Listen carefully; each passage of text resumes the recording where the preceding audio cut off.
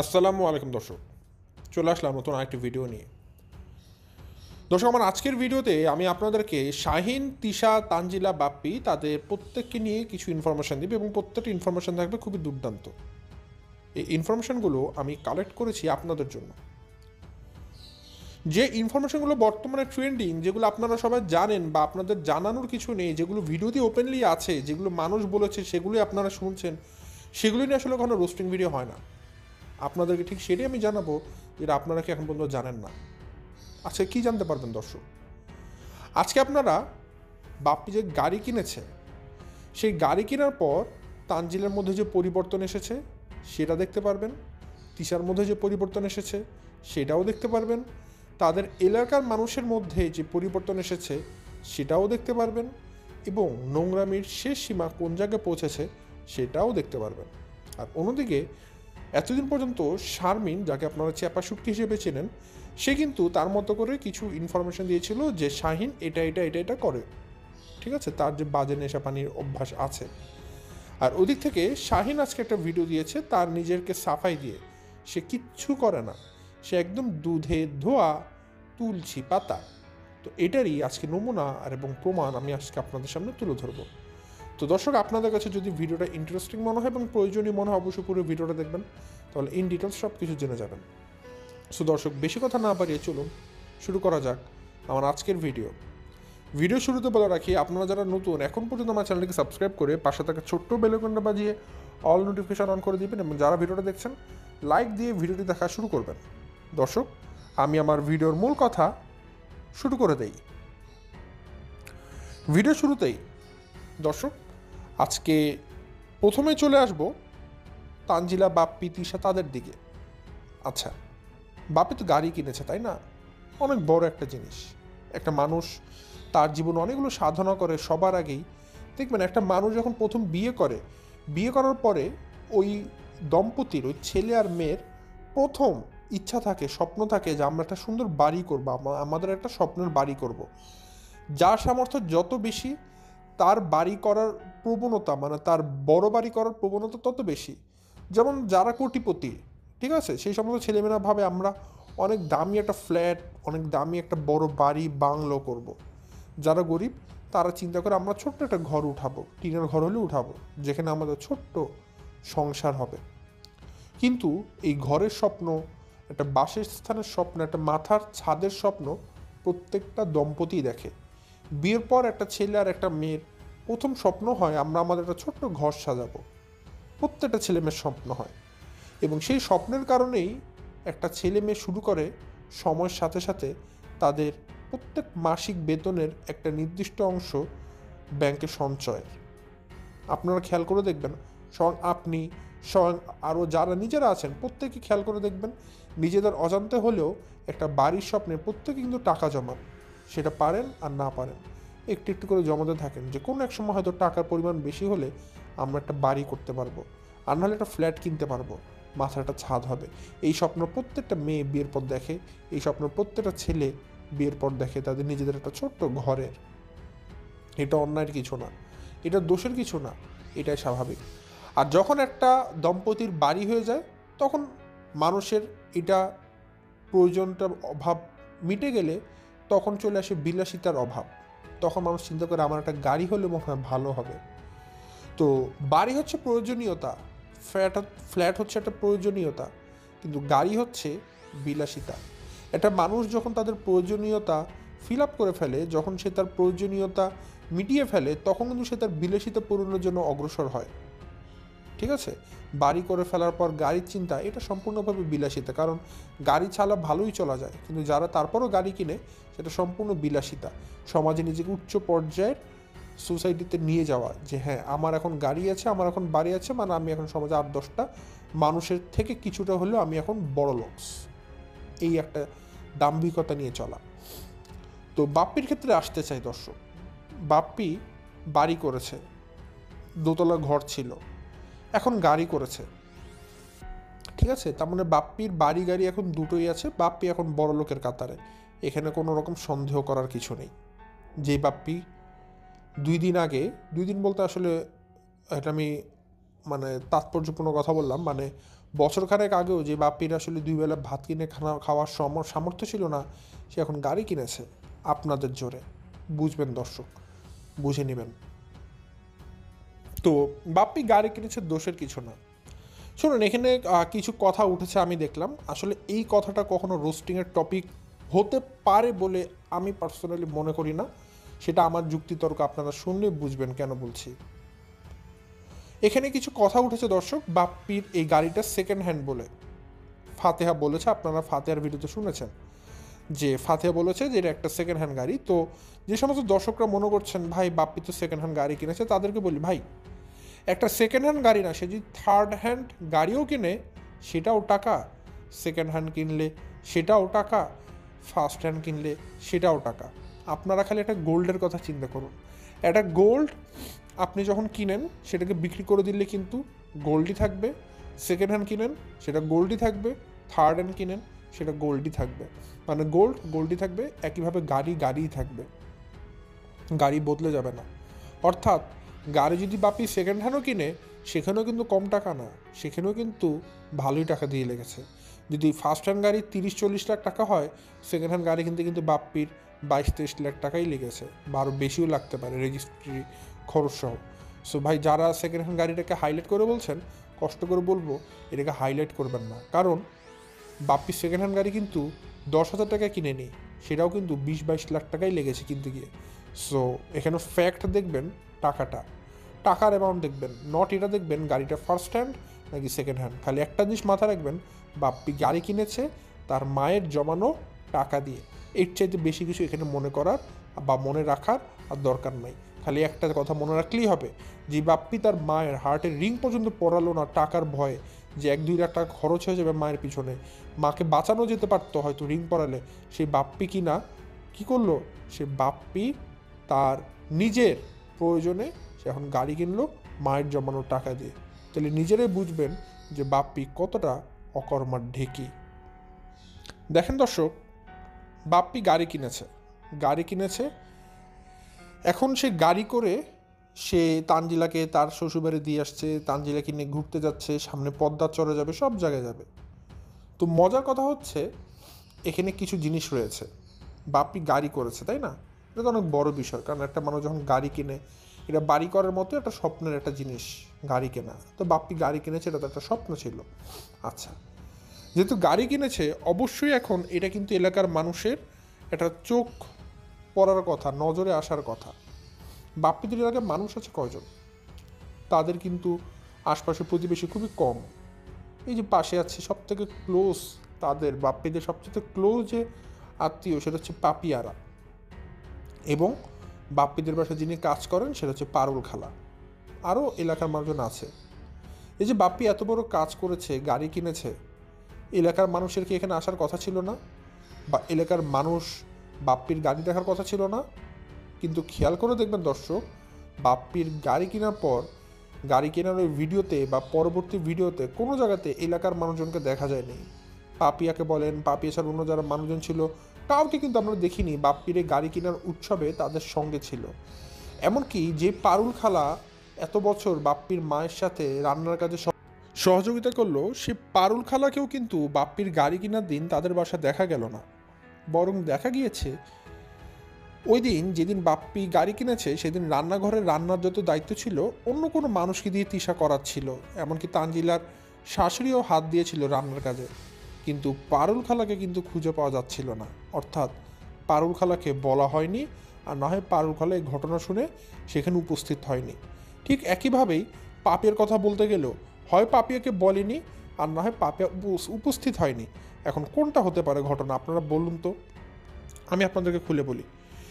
এই যে পাপিয়াদের বাসা বাপ্পিদের পাশেই, একটা গাড়ি কিনেছে, এত মানুষ আসছে, তার মানে বাপ্পি তাদেরকে না বলে থাকতেই পারবে না, বাপ্পি বাধ্যগত তাদেরকে বলবেই। কিন্তু যেহেতু তারপরও পাপিয়াদেরকে দেখা গেল না, পারুল খালাকে দেখা গেল না, অর্থাৎ এখানে ঘটনাটা এমন নয় যে পারুল খালা বা পাপিয়াকে বলা হয়নি, বলা হয়েছে, বাট তারা আসেনি। কারণ তাদের ন্যূনতম চক্ষু লজ্জা আছে। কিভাবে এখানে আসে যে মা মরে গেছে, যে বা নাজমানটি মারা গিয়েছে 2 মাস হলো, সে 2 মাস পূর্তিতে বাপে যদি গাড়ি কিনে লাফাঙ্গাগিরি করে, এটা কিভাবে মানুষ মেনে নেবে? এলাকার মানুষ কোনোভাবে মেনে নিতে পারবে না। যেই তিশাকে আমরা দেখেছিলাম 2 দিন আগে বাপ্পি নামে বদনাম করতে, বাপ্পি তার মায়ের জন্য কিছু করেনি সেগুলো ফাঁস করে দিতে, বাপ্পি নামে খালি এটা ওটা আজে বাজে কথা প্রকাশ করছিল, সেই তিশার হাতে দেখলাম গতকালকে বাপ্পির নামের মেহেদি, বাপ্পির নামে তিশা হার্ট শেপ দিয়ে মেহেদি পড়েছে। বাপ্পি প্লাস তিশা, বাহ! যে তিশা কিছুদিন আগে এরকম রূপ দেখালো, সে তিশার এখন মুখে মানে হাসি ফুটেছে, বাপ্পির নামে মেহেদি পড়ছে, মানে এত সুখ কেন থাকবে না বলুন? ওই যে জামাই যে গাড়ি কিনেছে, জামাই যে তার স্বপ্ন পূরণ করলো, জামাই যে তাকে তার পদ্মা চড়ে যাওয়ার জন্য রাস্তা সহজ করে দিল, তাহলে কেন জামার নামে মেহেদি পড়বে না বলুন তো? মেহেদি পরেই কিন্তু তিশা থেমে থাকেনি, জামার নামে মেহেদি পরে হাত দুটোকে টুকুর টুকুর করে কেমন করে নাচেও নিয়ে একটা ভঙ্গি দিচ্ছিল, পুরো শরীরটাকে দুলিয়ে দুলিয়ে নাচছিল। আবার নতুন একটা ড্যান্স পোজ শিখেছে দেখলাম, হাত দুটোকে নিয়ে খালি কীরকম যিনি বাতাস খাওয়ার মতো ফ্যান চালাচ্ছে, বুঝলাম না এটা আসলে কোন পোজ। মানে তিশা বুঝতে পারছে না নিজের সুখ কীভাবে এক্সপ্রেস করতে হবে। আচ্ছা যাই হোক, পরবর্তী যে বিষয় দর্শক, এখন পর্যন্ত 2টা বিষয় বললাম যে এলাকার মানুষজন আসেনি, তিশা নাচানাচি করেছে, বাপ্পি নামে বদনাম করেছে, বাপ্পি নামে মেহেদি পড়েছে। তানজিলার একটা কথা আমার কাছে খটকা লেগেছে। তানজিলা বাপ্পির গাড়ি করে যখন চড়ে চড়ে যাচ্ছিল, সে বলছিল আমার বাবা গাড়ি কিনবে অনেকদিন ধরেই বলছিল, কিন্তু আসলে এত দ্রুত কিনবে কখনো বুঝতে পারিনি। মানে আমার বাবা অনেকদিন ধরেই গাড়ি কিনবে কিনবে করছিল, কিন্তু ব্যাটে বলে মিলে উঠছিল না টাকা পয়সার কথা, কিন্তু এখন এত তাড়াতাড়ি কিনে ফেলবে বুঝতে পারেনি। মানে তাদের এলাকার কেউ তো আর ভাবেনি বা বাপ্পি তার কখনো কল্পনা করেনি যে তার মা ধূপ করে মরে যাবে আর তার হাতে সব টাকা চলে আসবে আর সে ধূপ করে এভাবে গাড়ি কিনে ফেলবে। এই কারণে সে আসলে বাপ্পি এখন পর্যন্ত বুঝতে পারেনি সে এই বছর গাড়ি কিনতে পারে, সে ভেবেছে হয়তো আরও কিছু সময় লাগবে গাড়ি কেনার জন্য। কিন্তু যেবারেই বাপ্পি দেখলো তার মা মারা গিয়েছে হুট করে, তার মানে তো টাকা এখন সে পেয়ে গেছে, তার বাবার পেনশনের টাকা, তারপরে তার মায়ের জমানো টাকা সবই তো তার হাতে এসেছে, এবং সেই টাকার অ্যামাউন্ট আমি গতকালকে আপনাদেরকে জানিয়েছি। তাহলে বাপ্পি গাড়ি কিনবে না কেন বলুন? তো তানজিলা যে বলেছে এত তাড়াতাড়ি কেন আমি বুঝতে পারিনি, সেটার উত্তরটা হয়তো আশা করি আপনারা বুঝতে পেরেছেন কেন অত তাড়াতাড়ি কিনতে পেরেছে। কারণ বাপ্পির মাও হুট করে মারা গিয়েছে, তানজিলাও কল্পনা করেনি, তিশাও কল্পনা করেনি হুট করে এভাবে মারা যাবে। যেহেতু মারাই গিয়েছে, তার মানে মায়ের টাকা দিয়ে এখন গাড়ি কিনতে কিন্তু বাপ্পির আর কোনো বাধা ছিল না, এবং মায়ের কাছ থেকে বাপ্পি অনেক টাকা নিতে পেরেছে। একে তো তার বাবার পেনশনের টাকা ছিল, তারপরে তার মা অনেকগুলো টাকা তার জীবদ্দশায় জমিয়েছে, সবগুলো টাকা বাপ্পি কিন্তু একা খেয়েছে, ফাতিহাকে দেয়নি। অন্যদিকে বাপ্পির মায়ের কিন্তু অনেক গোল্ড ছিল, যেগুলো আপনারা ভিডিওতে দেখেছেন তিশাকে খুলে খুলে দেখাতো, সেই গোল্ডগুলোর ভাগও কিন্তু বাপ্পি বিক্রি করে লুটপাট করে খেয়েছে। তো বাপ্পির কাছে কিন্তু চরম আকারের টাকা জমা হয়েছিল তার মায়ের মৃত্যুর পর। তো এই টাকাগুলো দিয়ে বাপ্পি ডিরেক্টলি গাড়ি কিনে ফেলেছে কোনো কিছু চিন্তা ভাবনা না করে, কারণ বাপ্পি অ্যাট এ টাইম এতগুলো টাকা দিয়ে গাড়ি কিনতে পারতো না, এই জন্য তার মায়ের টাকাটাই এখানে ইনভেস্ট করেছে। গতকালকে বলেছিলাম এলাকার মানুষ জুতো পিটা করেছে। দর্শক, একটা এলাকাতে বাপ্পি গাড়ি কিনেছে, সবাইকে দাওয়াত দিল আসবেন, মিষ্টিমুখ করে যাবেন, কিন্তু যখন এলাকার মানুষ আসবে না, ঠিক আছে, পিছনে বসে বাপ্পির নামে বাজে কথা ছড়াবে, তাহলে এর চাইতে বড় জুতা মারা কি আর হতে পারে? হতে পারে না। তো বাপ্পিকে কিন্তু এভাবে এলাকার মানুষ জুতা পিটা করেছে, কারণ বাপ্পি যেভাবে লাফালাফি করছে তার মায়ের মৃত্যুর পর, এলাকার মানুষ দেখেও সেটাকে ছিছি করছে, যেটা আসলে কিভাবে সম্ভব, কিভাবে সম্ভব যে তার মা মরেছে অথচ তাদের বাড়ির মধ্যে মরার পরিবেশই নেই। অনেকে বলতে পারেন ভাই 2 মাস হয়েছে, মরার পরিবেশ তো থাকার কথা না, অবশ্যই থাকার কথা না, কিন্তু ভাই মারা গিয়েছে একটা মানুষ 2 মাস হলো, এত দ্রুতই কি সব কিছু ভুলে যাবে? আর এত দ্রুত কে বাপ্পি তো মানে মরে যাওয়ার পর থেকে আমি দেখছি বাপ্পি তার কোনো অনুষ্ঠানে বাদ দেয়নি, ঈদ থেকে শুরু করে জন্মদিন থেকে শুরু করে তানজিলার জন্মদিন, তারপরে যে তার বইয়ের অ্যানিভার্সারি, কোনো কিছুই বাদ দিচ্ছে না, সবই সেলিব্রেট করছে। এবং দেখবেন লাল জামা পরে কেক কাটাকাটি করা, মানে এগুলো কিন্তু সুখের লক্ষণ, এগুলো আপনারা সাধারণ মানুষদের জীবনে কখনো দেখবেন না।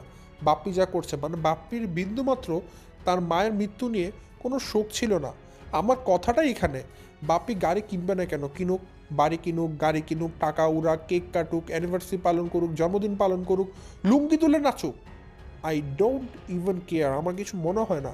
কিন্তু আমার খালি একটা জিনিসই মনে হয়, বাপ্পি কেন তাহলে তার মায়ের মৃত্যুর পর এভাবে সাধু বাবা সেজে দাড়ি রেখে আপনাদেরকে মিথ্যা মিথ্যি কিছু অভিনয় করে দেখিয়েছিল যে তার মায়ের প্রতি তার অনেক ভালোবাসা বেয়ে বেয়ে পড়ছে। তার মানে তানকে পাশে নিয়ে সাধু বাবার মতো দাঁড়িয়ে রেখে কেন ভাষণ দিয়েছিল, কেন পারুল খালাকে পায়েস খাওয়াতে খাওয়াতে বলেছিল আমার পারুল খালাকে দেখলে মায়ের কথা মনে পড়ে, এই অভিনয়গুলো বাপ্পি কেন করেছিল।